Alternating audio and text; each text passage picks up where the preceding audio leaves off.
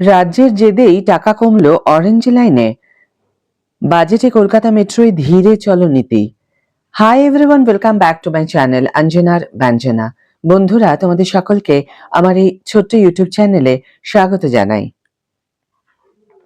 এবারের সাধারণ বাজেটে কলকাতা মেট্রোকে টাকা বরাদ্দ করার নিরিখে ধীরে চলো নীতি নিলেন কেন্দ্রীয় অর্থমন্ত্রী নির্মলা সীতারামন।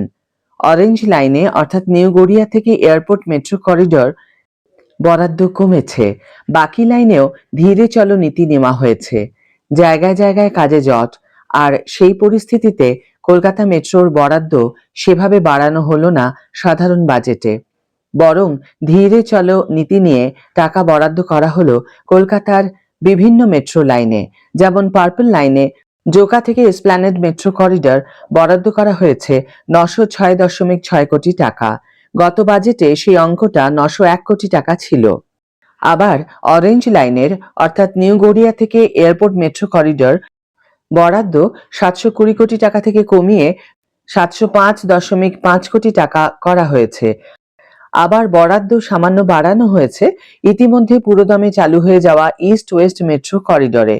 গতবারে যেখানে ইস্ট ওয়েস্ট মেট্রো অর্থাৎ গ্রিন লাইন 500 কোটি টাকা পেয়েছিল, এবার 529 কোটি টাকা পেয়েছে।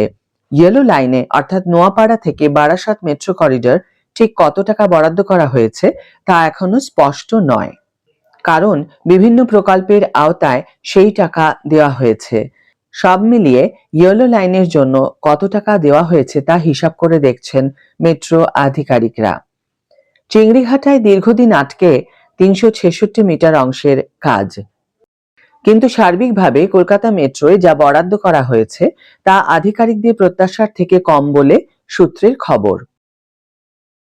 মেট্রো আধিকারিকদের মতে প্রত্যাশার থেকে কম অর্থ বরাদ্দ করার নেপথ্যে আছে কাজের জট। সেটার সবথেকে প্রমাণ হলো অরেঞ্জ লাইন। চিংড়িঘাটায় স্রেফ 366 মিটার অংশের কাজের জটিলতার কারণে অরেঞ্জ লাইনকে সল্টলেক সেক্টর 5 পর্যন্ত এগিয়ে নিয়ে যাওয়া যাচ্ছে না। ওই অংশের কাজের জন্য ট্রাফিক ব্লকের প্রয়োজন। অরেঞ্জ লাইনের দায়িত্বপ্রাপ্ত agency rail Vikas Nigam limited অর্থাৎ আরভিএনএল এর, কিন্তু রাজ্যের টালবাহানায় কলকাতা হাইকোর্টের ভর্ৎসিত হয়েছে রাজ্য, তাও বারবার পিছিয়ে গিয়েছে বলে অভিযোগ উঠেছে। সেই পরিস্থিতিতে 2024-25 অর্থবর্ষে যেখানে অরেঞ্জ লাইনকে 1719.3 কোটি টাকা দেওয়া হয়েছিল, এবার সেটা কমে 705.5 কোটি টাকায় ঠেকেছে।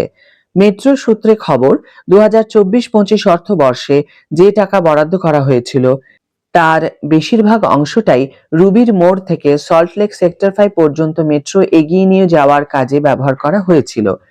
কিন্তু চিংড়িঘাটায় রাজ্যের অসহযোগিতায় 366 মিটার ভায়াডাক্টের কাজ শুরু করতে না পারায় নিউ গড়িয়া থেকে বেলেঘাটা পর্যন্ত চালানো মেট্রোকে এগিয়ে সল্টলেক পর্যন্ত নিয়ে যাওয়া যাচ্ছে না বলে আক্ষেপ প্রকাশ করেছেন আধিকারিকরা। একইভাবে পার্পল লাইনেও দ্রুত কাজ শেষ করার ক্ষেত্রে অন্তরায় হয়ে দাঁড়িয়েছে জমিজট। মেট্রো আধিকারিকদের দাবি, যেখানে এসপ্ল্যানেড স্টেশন তৈরি হওয়ার কথা আছে সেখানে 500-র বেশি অনুমোদনহীন দোকানের কারণে জট তৈরি হয়েছে। তা সত্ত্বেও বরাদ্দ বৃদ্ধি পাবে বলে মনে করা হয়েছিল। বিশেষত বছরের মাঝামাঝি সময় পার্পল লাইনের বরাদ্দ বেড়ে 1400 কোটি টাকা করেছিল কেন্দ্র, কিন্তু জমিজটের কারণে বাজেটে বেশি বরাদ্দ করার ঝুঁকি নেওয়া হলো না বলে মনে করছেন মেট্রোর কর্তারা। আজকের ভিডিও এখানেই শেষ করছি বন্ধুরা।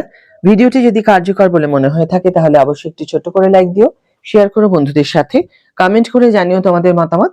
যারা এখনো আমার চ্যানেলটিকে সাবস্ক্রাইব করোনি তারা অবশ্যই চ্যানেলটিকে সাবস্ক্রাইব করে আমার পাশে থেকো, আর যারা অলরেডি সাবস্ক্রাইব করে দিয়েছো তাদের জন্য আমার অনেক ভালোবাসা এবং অনেক ধন্যবাদ। আজ তাহলে বিদায় বন্ধু, দেখা হবে পরের ভিডিওতে। ভালো থেকো, সুস্থ থেকো, সঙ্গে থেকো।